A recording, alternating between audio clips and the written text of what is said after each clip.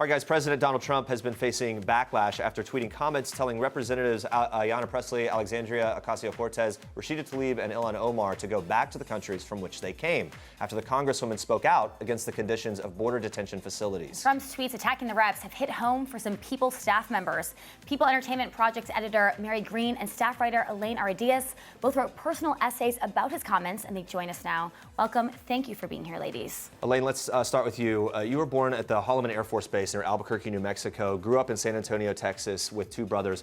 You were surrounded by many other Mexican Americans. You didn't at the time anyway feel belonged. Explain that situation and how that all felt to you growing up.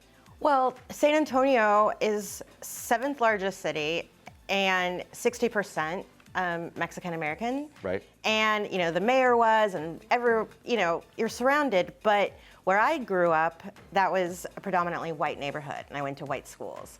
And so you just sort of look around, and when you're young, you want to fit in.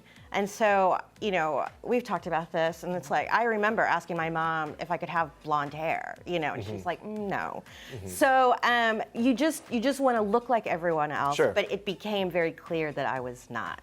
It is always shocking, but when you're a child, you don't really know what those words mean because you're kind of like I'm from around the corner. Like, what do you mean? Doesn't fully connect. Right. And then you go home and you tell your parents because it doesn't feel right.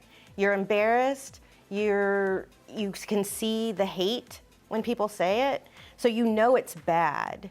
And so then you go home and your parents are, they look at each other. They know what's happening, and they just sort of encourage you, like, don't pay attention to them, But that they hurt and they sting, and it's gotten worse as I've gotten older. Yeah. So when you first saw Trump's tweets about go back to where you came from, what went through your mind, Mary?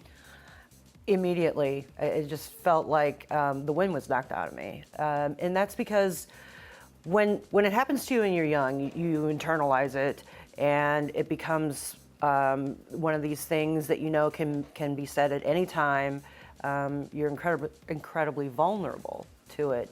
So when I read it, it just initially took me back to that place that I felt so many times earlier in my life, and then of course I got angry about it. And how about for you? It was shocking. Like, I expect it from, uneducated people or people that haven't been around the world or met different types of people. But when you see it coming from the White House, it's hurtful and shocking, and you go through all the range of emotions. For other people out there, they're going through similar things, similar bullying, facing similar situations. What are your words of encouragement for them?